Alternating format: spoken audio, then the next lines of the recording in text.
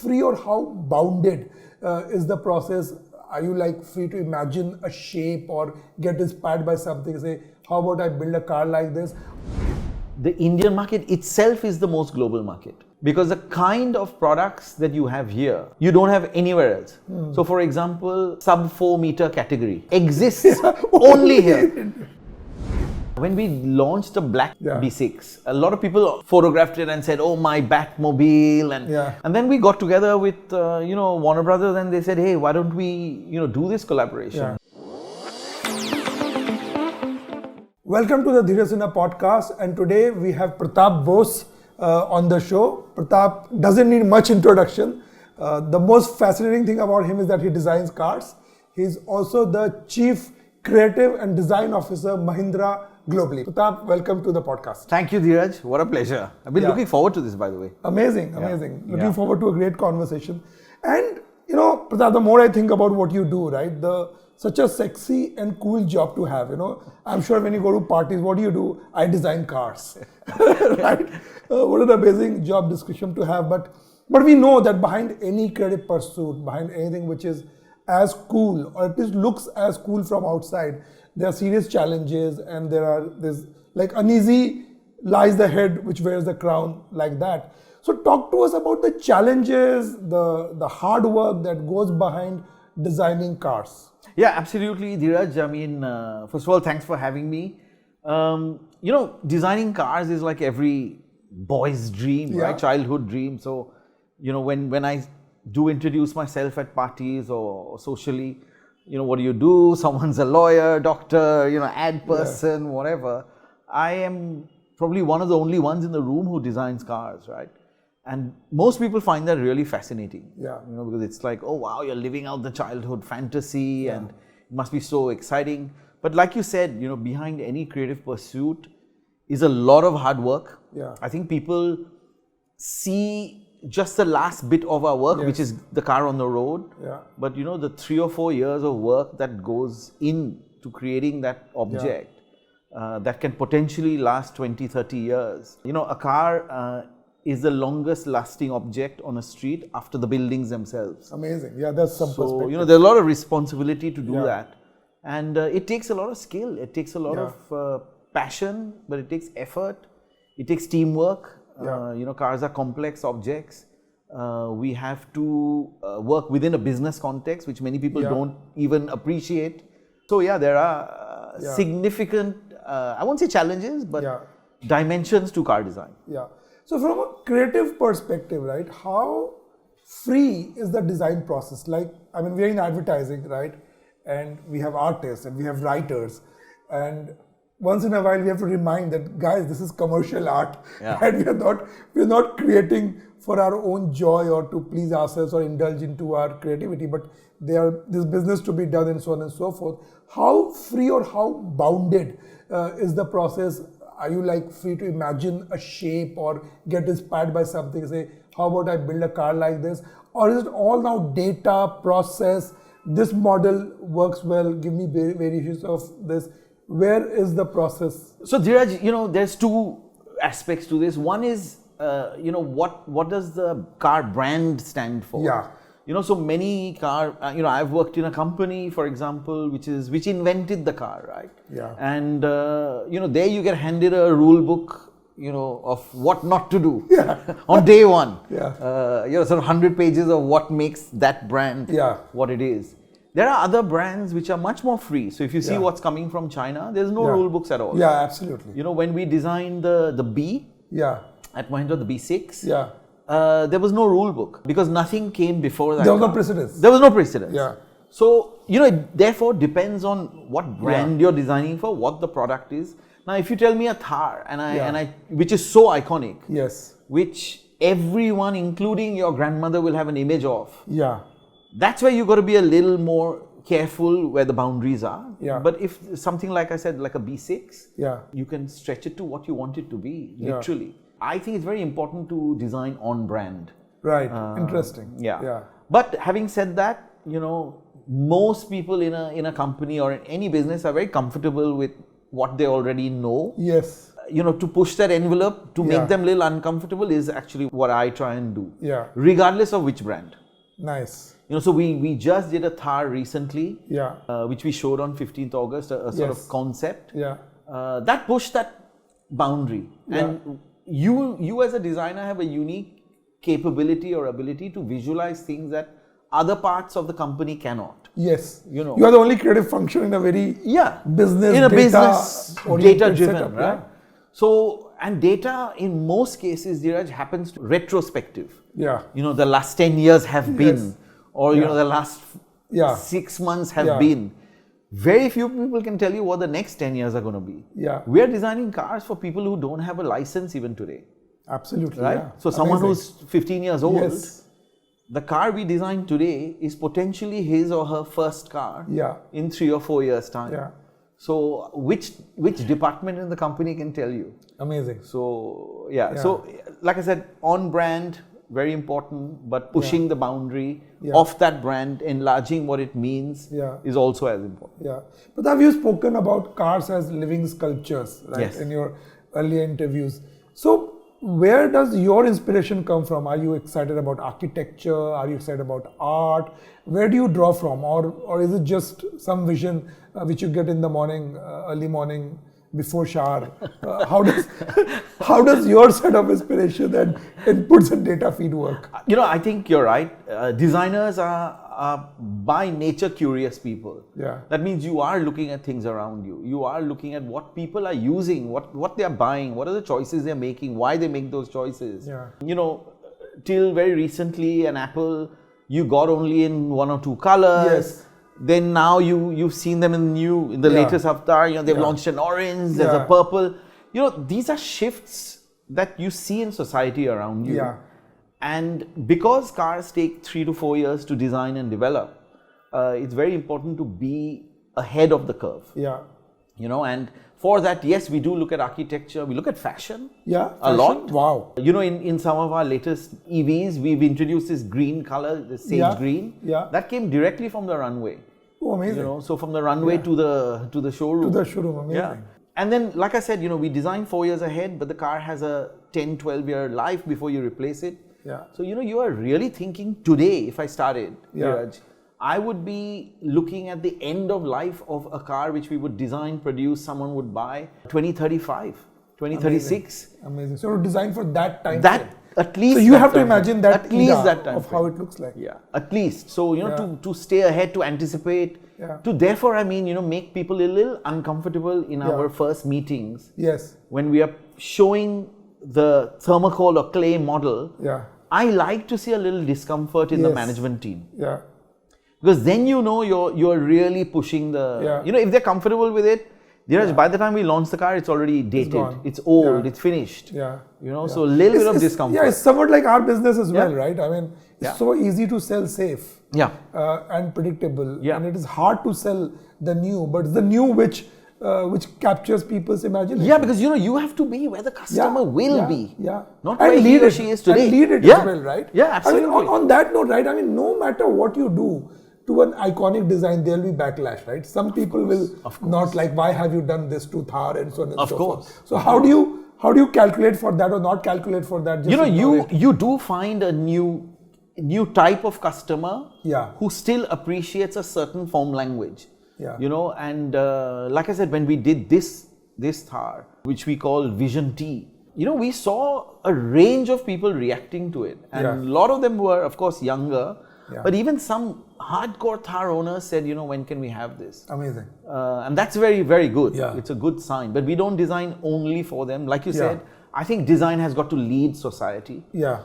Otherwise, you'll always be in catch-up mode. Yeah. It won't always pay off. Yeah. Let me be honest. Yeah. You will have 1 or 2 of those duds. Yeah. Where you didn't anticipate where people would be. Yeah. Give me an example of a wild concept that you thought of and put a lot of money behind and did not work. I mean, no disrespect. Product like the Nano was ahead of its time. Yeah. Great reason for that product to exist. Yeah. To move people from maybe unsafe two-wheelers. I mean, we were just talking about potholes, the rain, into a 4-wheel product. And I think it was probably ahead of its time. And maybe the way it was communicated was Yes, an for issue. sure. Yeah. You know, people for 1 lakh will get a very expensive motorbike. Yeah.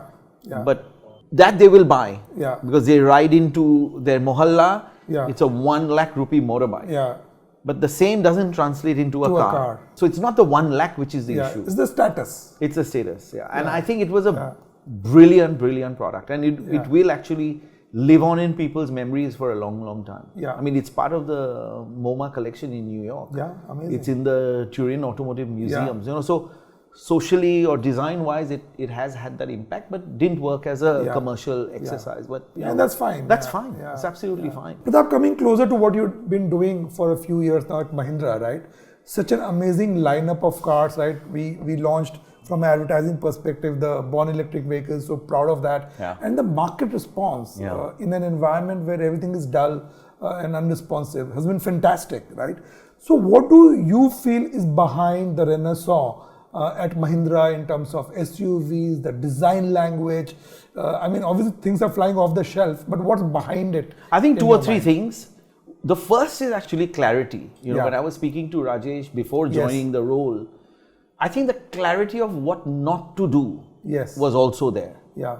You know, we did try minivans, we did try sedans, we've tried hatchbacks, which didn't work. Didn't work, yes. You know, so the clarity of what not to do, Dheeraj, is sometimes as important as what to do. You know, and they really knew what we're not going to do. Yeah. You know, so that was clear. We're not going to do sedans, we're not becoming an MPV company. Yeah. Because there are different compromises you have to make. Yeah. You know, if you're a sedan company, you make the best sedan. You know, you make the best S-Class there is. Yeah. You know, for the last 50, 60 years, that is the definition of a sedan. Yeah. You know, so for us, we were a SUV company. The purpose was redefined. And I remember Anand Mahindra asking me a very interesting question during my first conversation with him, saying that, do you think SUVs would limit us and limit what we can do? You know, if we go down that path. And I said, you know, there are many kinds of SUVs. Yes. There will be many kinds of SUVs. So you have right from the Thar, which is a certain form factor, all the way to the B6, which is still an SUV. Yeah. But it's you so know, classy. and everything in between. So, you know, the whole definition of SUVs is something we've been able to change. Yes. So clarity of what to do and what not to do. And I think boldness. You know, I've seen very few companies, you know, that really started with a clean sheet of paper. I was shocked. Amazing. I joined on 24th of June, 2021. That is Rajesh's birthday. I joined the company on that day. And I, you know, we were talking about we want to do electric SUVs, etc. So I thought there will be some architecture, some package, some layout already designed. And I remember the first meeting I had with MRV, you know, I'm waiting for them to show me this layout and then we have to just join the dots. They were looking at me and saying, okay, where is your drawing? We want to start from there. Amazing. And we really started from there. That's the beauty of it, We started from scratch. And, you know, to go from there to November 24, in less than 3 years, to build a new factory, to build a new architecture, to build 2 new products, to revamp the showrooms, you know, that takes some boldness. You know, 14,000 crore bet. I think very few companies globally, by the way, are able to do that. So when people say, is Mahindra a global company? You know, the vision and bets we've taken and the money where our mouth is totally global. I mean, in fact, it's ahead of many global players. And even the designs, right? I mean, I remember when we were taken, all our mobile phones were taken away, and when we first took a look at the B6 and B9, our jaws dropped because amazingly drool-worthy products, right? I mean, and I'm saying products, not even cars, not in the car category. Like you see them and you want to own them, you want to drive them, you want to touch them, feel them. And I was like, are these like concept cars? And they're like, no, they are the road-worthy, road-going production cars. It's like you swipe left and right. In those 15 or 20 seconds, the customer or the potential customer says, I want to swap right. And I want to discover more. If in those 15-20 seconds you've lost that person, they're gone forever. They won't even enter your showroom. Forget about what you've done to the rest of the car, the factories you've built.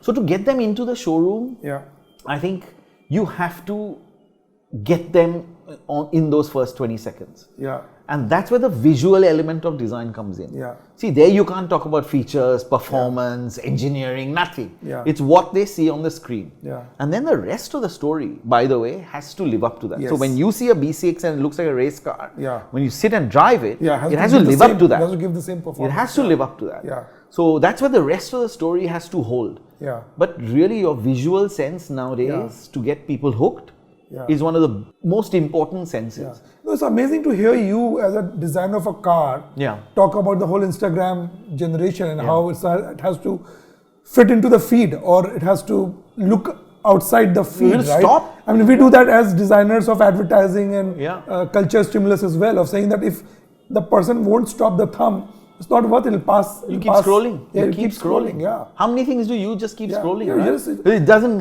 And the level of excitement that you're being bombarded with all across the world through stimulus is coffee or point of sale, that's right. Fashion, any number yeah, of it's things. just here. It's mind-numbing. So now you're asking someone to part with 20, 30 lakhs of their own hard-earned money. Yeah. How do you get that mind share? So I always say mind share leads to market share. And that's exactly what's happening. Absolutely. Emotional engineering, you speak about Mahindra cars as an idea of emotional engineering. How does the idea of emotional engineering become congruent with Mahindra's positioning in SUVs? So, how do the two match up? When we engineer the cars, actually, if you see Velu's team in MRV, we say that everything can be measured in the engineering world, right? Yeah. Brake force, acceleration. Yeah. It's all mathematical. It's all mathematics. This size of this, the force on that. What cannot be measured is actually what I call visual performance, which is design. Yes. If you don't explain it in visual performance terms, the bean counters don't get it. Yeah. So, visual performance is something which I've now started to use. Does the car visually perform? Yeah. Of course it performs, in every other parameter, but there's a visual performance. And now to achieve that visual performance, we really need the support of the engineering team. I want 22-inch wheels or 20-inch wheels. Yeah. Why? Because it makes the car stand out. When you see it in the muscular. crowd, the muscle, the track of the car, how wide the car is, the height, the proportion, all that is a visual performance which the engineers, unfortunately for them, have to help us with. And they do. Yeah. We have some of the biggest wheel sizes in any segment. Pratap, a bit about how the design now is so global, right? And it's not that it's the first time that Indian cars are being designed globally or internationally. Tire brands have used global studios to design cars in India. But I feel for the first time, at least from the Mahindra stable, the design that I'm seeing, these are world class, right? They make you feel global from India. Is that conscious, happening by accident, or is it that the world is now a village and therefore it's an outcome It's of a that? bit of all of these things. Yeah. But of course, opening the UK studio was key to this. Yeah. We did that 4 years ago. The first product the UK studio did was the B6. We've got 11 or 12 different nationalities there. Wow. In that one studio, in the 50 people there. We have Iranian, Canadian, we've got a Korean, we've got Turks, we've got, of course, Italians, Brits, Indians. So there's a melting pot effect. So the diversity of voices, you're saying. Diversity of ideas, exactly. When we say how you're able to break a boundary, is you ask someone who really doesn't know what those boundaries are to create something, right? Because they're not bound by this even minimally. Someone from Canada doesn't know what a Bolero is or what a Thar is. But you describe that product and they have a view of it. Now it's my job as the long title you mentioned. It's my job to curate that. But first you have to have those inputs on the table. You have to have that input. So the funnel's really wide. We start with that. We make both the teams globally compete for all projects. Wow. The funnel is wide. We take the best ideas and distill that to the final product you see. Yeah. But it's very important to have the global voices. And our India team, they've all traveled. They have access to all the information. We have a great exchange program. They come across for 3 months to the UK and vice versa. Our team visits here. Yeah. They did a deep immersion in the villages just last month. Nice. To understand some of our customers, because our customers are so varied. Yeah. Dheeraj, a Bolero customer in a outskirts of Jaipur is very different from someone in Kaf Parade or in Maharani Bagh in Delhi. Yeah, in India you need stretchability. You need brands, and which is great. We have 5 brands. Yeah. And they have 5 sets of customers. Yeah. This is something which is truly unique to Mahindra. I actually was shocked when I came that how come we don't have one design language? And you can't, because there are 5 different customer mindsets and completely different I love that. Stories, I love the fact that you've got this opportunity to create deeper. So what we're doing is we are expanding each of the brands, right? There'll be 2 or 3 Thars. There'll be 2 or 3 Scorpios, 2 or 3 Boleros. So we are able to do that because we've got 5 really strong brands. But at the same time, there's a thread of globality, boldness, aggression, India to the world, which goes across and which is Dheeraj, exciting. I have had this question many times, and I feel the Indian market itself is the most global market. Wow, amazing. Yeah. It is the most global market you can find anywhere on the globe. Because the kind of products that you have here, you don't have anywhere else. So for example, sub 4 meter category exists only here. I have so many of the global OEM, heads of design who I chat to or whatever. They say, how do you all design in sub 4 meters a sedan? With engine room, amazing space, enough space for 3 suitcases and a boot. It is like a impossible challenge. And we do SUVs, minivans, sedans, everything in that sub 4 meters. So the challenges here are pretty severe, and they don't exist anywhere else. So, and then of course all manufacturers are here. They bring their products here. The first in many cases they launch them here. So I think India is as global as anywhere else in the globe. There are other more developed markets which are not global at all. Like a US product will technically not sell anywhere else. The RAM. It just won't. Because you can't fit it anywhere else, right? So you tell me which is the more global product. But in terms of, I agree with you, in terms of taste, you have to bring in that touch, But I also feel that we're moving in terms of design from constraint maximization to a certain sense of optimization, right? I mean, like you said, if you want large wheels, you'll get large wheels, right? I think that opening up, that celebration of joy and design is beginning to happen. I think, Dheeraj, when the company sees some success, success breeds success, right? So even the engineers get bolder. They say, let's try this. Yes, and going back to your global point, of course, in other markets, there are these big wheels and that combination. We have different road conditions, I agree, but let's try and push. Let's maximize what the design team is asking for, and this is a mindset shift. By the way, it's a I would say for the whole industry. I would say hope, not just for your brand, because I hope we are pushing. It's a joy for the industry that these products are selling and selling so well. Right, in subdued times. And many of them, or most of our products are bought purely for emotional reasons. Absolutely. They're not. I haven't heard of anyone who asks, Thar mein kitna deta hai and kitna deti hai. They're not bought for that reason at all. But aren't most purchases in life emotional, either which way? I mean, it's people like us who've done too much of MBA studies, try to put logic in it.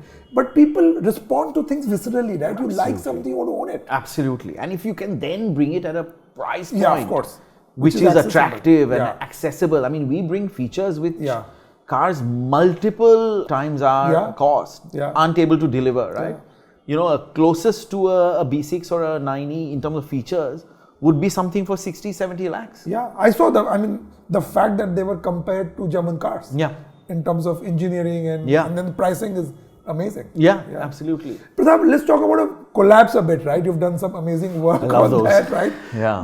The Batman series, like, flew out of the shelf like this. What was the thinking behind it, and how are you approaching collabs? You know, when we launched the Black B, B6, a lot of people, social media, photographed it and said, "Oh, my Batmobile," and or someone commented, "Oh, looks like a Batmobile," because of the foam language and all of that. And then we got together with Warner Brothers, and they said, "Hey, why don't we do this collaboration? We'll it'll be nice, quick and dirty, and we'll get on with it."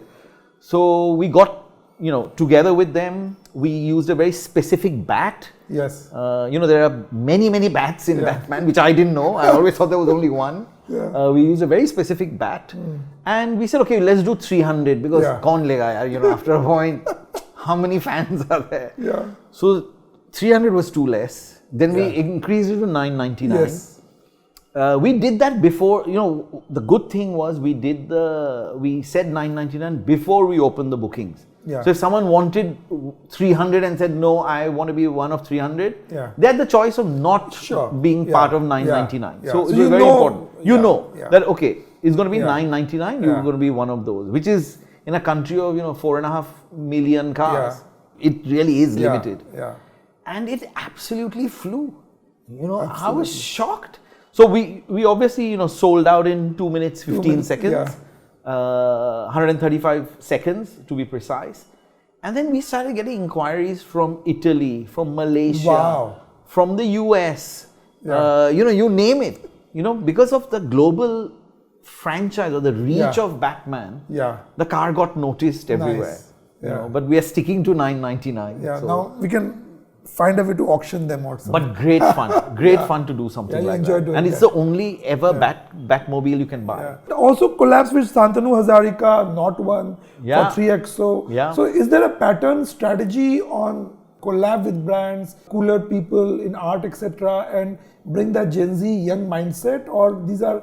what we've noticed, you've got to be cooler as a brand, again for mind share of a certain segment of the customers, but again they are looking at many things in life. They aren't only looking at cars, right? So car people think that the world is only looking at cars. That's the problem. That's the problem. It's like in my industry, people say, but in this category nobody's done. Like consumer doesn't look at life through categories. And no category.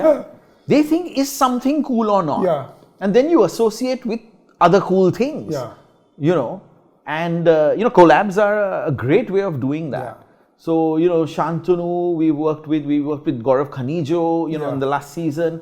So we've done these collabs, and they, it may not relate to direct sales the next day. You won't say, okay, we had deposit somewhere in people's minds. It makes you a part of a cool world or a cool factor or something that's with the times, and I think they're great. We do a music and fusion festival in South Africa, for example. We do it in Joburg. The one we did last year was phenomenal. We worked with a designer called Thula Sindhi. He's a South African designer, son of the soil, and what a response. And again, directly or indirectly, when you're building a brand, associations like this, because it also means what you stand for. It also is a statement of... And becoming part of pop culture, right? What I'm liking is that you're saying that ideas from fashion, architecture, music, apparel design are fungible and can be added, subtracted back to something like automotive design. You said it. It's culture. Like I said, car people or anyone from a certain category thinks that the whole world is only looking at them in that lens or through that lens. It's not true. People look at us because we just happen to be in a Vogue magazine or suppose someone who's not a car nut and doesn't buy the auto magazines. How do they see you? Where do they see you? How do they know you exist? So you've got to be in the mediums that they are watching. You've got to be in the world that they are following. Be it fashion, architecture, interior design, whatever it is. But as you said, right, you're designing for 2035 right now. Now AI has come on board, so much of data, tech. In my business, people are saying that, AI will do all the jobs. You guys will not hire agencies anymore. Clients will, We'll hire Google Neo to do all the work. We'll see where that goes. How are you seeing A, the advent of AI and tech, and B, like what will be one or two dramatic design shifts in 3 years, 5 years, 10 years from now? See, what we've seen of AI is it's a tool. Yeah. And I think, like when Photoshop came, Yeah. People thought sketching will disappear. Yeah. And then, 3D models came, people thought Photoshop will disappear. But all exist and coexist. Yeah. It's just at which stage of a process you use that tool. Now, if I'm making a meeting to management, Dheeraj, where they are putting down, X thousand crores, I'm not talking about hundreds, a new car program is typically 13 to 1700 crores, one car. Yeah. The faith that the management is putting into that product, right? It's serious money. It's serious money. There, the closer you can show them the product to reality, the more convincing you can be. You're talking to a management team who's looking at spreadsheets, who's looking at PowerPoints, who's looking at data all day, every day. Yeah. When they come to you in the design studio, those 2 hours that you have, you show them a dream, a vision. Yeah. You really have got to, it's like a movie. You've got to be, I say I'm in the entertainment business actually sometimes. Amazing, right? Yeah. So there we've seen AI can very quickly transport your sketches into into a clip or a film, or you can place it in certain situations. We use it for that sort of work. To create that emotion. To sell the car. Yeah. But to design the car itself, we are still, using HI, human intelligence and creativity. Thankfully. Yeah. And so I think there's a role for it. Yes. Yeah. And we love what it can do. Yeah. But we are seeing it as a part of our design process, not something that will replace it. Yeah. So it's similar for us. Like, for example, our presentations are more finished now. Like I can show you a vision of a film or a design or how it will look overnight rather than having to wait 6 days. Yeah, see, again, Dheeraj, in most cases, decision makers in companies are not visual people. Yeah. And they don't have to be. I'm not a finance person. So you show me suppose I went and saw a, P&L or a spreadsheet, I would understand something, but not all of it. Yeah. But if you visualize that same data in a way that they are able to dream about the future of the company, nothing beats that. Yeah. And I think AI is a great tool there. Yeah. Great tool. Yeah. As a designer, Pratap, any inspirations? Whose work are you fascinated by, or what kinds of work have inspired your way of thinking or looking at the world? So I think, auto and non-auto. Yeah. I would have been an architect if I hadn't known about the profession of automotive design when we were growing up, Dheeraj. Automotive design. I mean, we didn't have automobiles. Forget about design, right? Yeah. But I would have been an architect perhaps. And Charles Correa, Louis Kahn, Frank Gehry. Yes. All of that work. It's all about creating that emotion and feeling, absolutely, right? Absolutely. Through uses of material. I mean, come on. That's what it's look about. at the creativity. What do architects physically have to work with? It's concrete, cement, wood, and space, bricks. But look at the range of emotions you can create with a building. Yeah. So that inspired me a lot in my younger days. And then, of course, moving into fashion design, I really feel fashion design is so close to automotive. You tailor make something. Yeah. You take some measurements. It's a process you go through. It's about materials. It's about material. It's about feel. It's about how it makes you feel. Clothes are the closest thing to your body. So, a lot of fashion design in their food. I think cooking is so similar to design. I'll tell you how. Cooking, look, I know I'm in an ad agency, but there is a product called Maggi. Yeah. I grew up with Maggi, so I would say 50 years. It still takes 2 minutes to make. Yeah. Or not depending on how much chopping. But then in the sense, but it doesn't take less than 2 minutes. Right? They still call it Maggi 2 minutes noodles. Because everything takes a time and it has a process. Sure. So this actually my Japanese boss, drew my attention to how close cooking is to automotive design. You have to have the right ingredients. Yes. You have to have the right process, and you have to give it the time to become what it.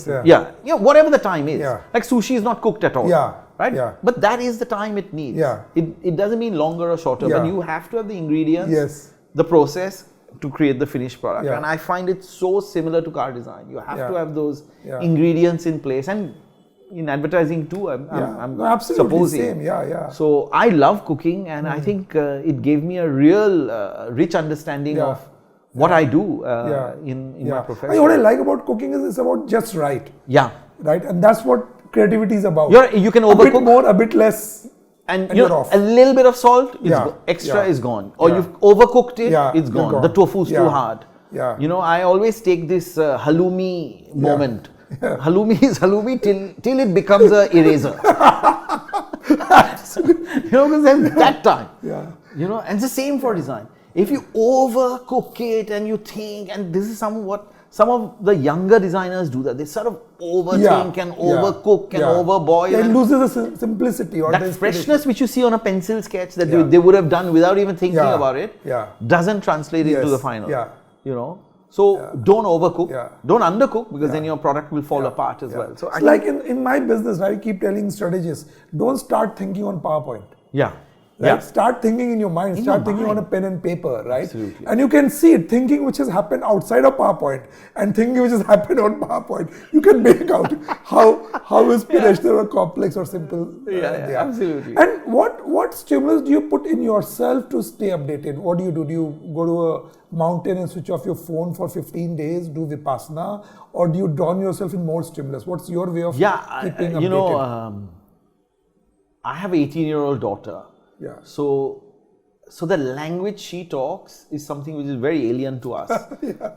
But it's very important to have. to understand. To understand. So she's your customer. That day she said glow up or something. I don't know. And I said, what does glow up mean, right? So it means, I don't know, you've suddenly something's become better. That's glow up or whatever. I mean, like my son is very hard. And we're like, has been overcooked. No, hard means good. So good is bad, bad is great, whatever. So I think I just try and keep up with as far as you can with that. I love reading. I actually don't take a sensory break at all. Wow. It's funny, so maybe I should. Overstimulation is your that's another word I learned. Yeah. She said, I'm overstimulated today. What does that mean? So I like stimulus. I like, it's very hard for me to cut off. My mind is like always buzzing away. Yeah. And I don't see work as work. So I don't. You enjoy it. I love it. And I've had the fortune of getting involved in many, many more things in Mahindra than just the car design bit, right? Nice. So you're always thinking of ideas and future. I get to see the work you all do, have a comment on that. I get to design the showrooms. Our creative folks love working with you, by the way. But I get to see what I can imagine what the next showrooms are going to look like. How we communicate things. It's about the same. It's about creating those feelings for people, right? Absolutely. And it's got to be seamless, right? Yeah. You can't have a car which looks like a spaceship and then you go and, it's a dhaba. You can't. There's got to be in a brand continuity of the story, right from the first touch point, that first little Instagram to all the way to to even post sales, I would say. What are you feeling about the young talent coming into the industry? I mean, are you excited about them? Are you saying they don't want to work hard? What's your sense on? Look, I think especially in the design field. Great talent will always shine. There's no doubt. We expect them to, we as business, and I can say this for myself, we expect them to deliver from day one actually. And maybe that's where the gap is. When we started in the industry, we're learning. You learn for 2 years. I did a door handle, then a wheel cover. That's how rear view mirror. But you learn so much. Now we expect them to design a car from day one. And I think it's hard. It's maybe a little unfair as well. But I think in automotive design, if I speak specifically, the design education and the reality of industry are getting further apart. That's what I see. So while people are skilled, they're prepared, they don't understand the business consequences of design. See, I think looking at design as a business function is something that no school teaches. No design school teaches. Unfortunately. And no business school teaches either. Right? So I think that's a gap. That I find. Sometimes they get pissed off or depressed that their design didn't get selected or whatever it is. I think you have to understand the context in which design works, and if you do that, then you can explain your life to yourself a bit better. okay, Pratap didn't choose this because it didn't match, Yeah. I don't know, the image of the product or the cost. Yeah. And that is a process. Boundaries. It is a process. Yeah, we can't be in such a hurry. So I think maybe impatience is one of those issues. It's also hard to be in this generation. The other day we were it's hard. Jury on 30 under 13 advertising, and I'm so glad that something like that did not exist in my times. We would have not been in that room only. Yeah, it's so much of pressure to come and be judged, and like, who are we to judge anybody? Yeah, absolutely. Right, in a 3-minute saying you are under 30. I mean, it's absolutely. So just a lot of pressure on the generation, and unnecessarily so. Lot of pressure. So when we select people, when we choose people straight out of college or design school, we look for a couple of things. How well do you think they will work in a team? Yeah. Because it is a team sport. It's a team sport. Whoever says anything, it's a team sport. Creativity is about team sport. Yeah, and you've got to be a great part of the team. You've got to be able to let go of your ideas as well. It's not like, you're going to be the best. I have the most stripes on my shoulder. My idea will no. It doesn't work like that. You have to give yourself to the most appropriate idea for a. I always say there's no good design and bad design. Yeah. It's what's appropriate for a certain product or a situation or whatever it is. Right. You go to Germany. I just came from a motor show. Yeah. All the interiors were grey. Everything was grey. Now, is that bad? Is it good? It's German. It is what it is. It's for that reality. Yeah. Right? Yeah. No, that's what when we are hiring people, we're saying that if you come to the table saying this is my idea and it went all the way down, it's small, it's mine, and I'm happy, you wouldn't succeed. No. But if it's my idea, I brought it in and I left my ego outside like my shoes, and 100 people came, and it's become something different. It's very large, but it's so amazing, and everybody's part of it. Then you'll succeed with us. I absolutely agree. No, it is about the we, it's about the collectivity. It's that attitude. That's what we look at. See, look, the skills on paper, many people can have, right? Yeah. They know how to do Photoshop, Blender, 3D model. I mean, they're much more skilled. I mean, thank God you just said this 30 under 30. When I look at the portfolios, I'm like, thank God I'm not looking for a junior designer job. I would never get one. I mean, the skill these guys have. Yeah, it's amazing. But it's the attitude, it's the willingness to learn. Yeah. It's like I said, to let your idea go. It's not the most precious thing, I'll put you a bit on the hot seat, Pratap. Any favorites amongst the cars that you've designed? Oh my God. My God. Which one would you single out? This is a tough one. I think I have two, if I'm honest. One was the Tiago. Nice. In Tata. I think that really changed the direction of the company. For sure. Tiago and Nexon. Yeah. These are the two. But Tiago I choose because it came out first. Yeah. It started that change, I think, in the company. Yeah. And here I would say in Mahindra, it's got to be the B6. For sure. Yeah, my favorite. It's absolutely, there's nothing like it. Yeah. And again, it's a very strong signal of. It says bold choices. Yeah, it's bold choices. It wears bold choices on its. It's bold choices, and it really stands for where the company is today. Yeah. And the country. Yeah. It's a bold. India is in its boldest avatar ever, I would imagine. Yeah. Of course, we were, incredible civilization. We sort of ruled everything from what is today present day Afghanistan all the way to Southeast Asia. Yeah. The sphere of influence 2000 years ago. I think today we are back in that sort of place. It should not give rise to, arrogance and complacency, but we really have, through some bold choices, we can really make a difference. We are bursting at seams. So B6 for me really represents that. Nice. And I hate the fact that people who looked at it say it doesn't look like it's come from India. Why? Yeah. We've sent. And they meant it in a good way. Yeah, no, in the sense they're like, this comes from India. Yeah. Indians are saying that. Yeah. Now, should I think this is a compliment or not? Yeah, but it changes the landscape of design that we've seen. But like you said, if you read under what they're saying, what they're saying is we are as good as anything in the world. Or better. Yeah. Or better. A friend of mine who's a CEO at a certain company, I got him to drive the 9E. Yeah. And he said, you're actually undercharging for a car like this. Yeah. You should be charging a lot more Yeah. because we would pay. Yeah. Me and people of my category would pay because. For sure. So and that's reassuring that you're doing something, which is making a difference. And I like the fact that you chose them. So it's nice. Yeah. Yeah. And last question, what's the dream car that you want to design, which has not been designed yet? Wow. What's that for you?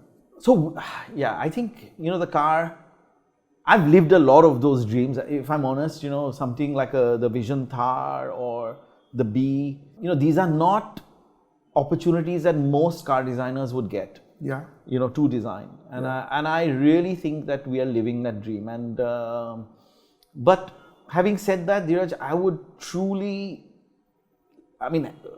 despite what I said about the US market, but I would love to do a car for America.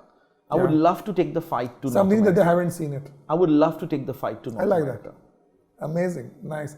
Thank you so much, Pratap. Such a fantastic conversation. Great to hear your thoughts at the cusp of business, brand, culture, creativity, future. Such a rich conversation. Really enjoyed it. Thank you. I loved it. Thank you. Thank you for being on the show. Thank you.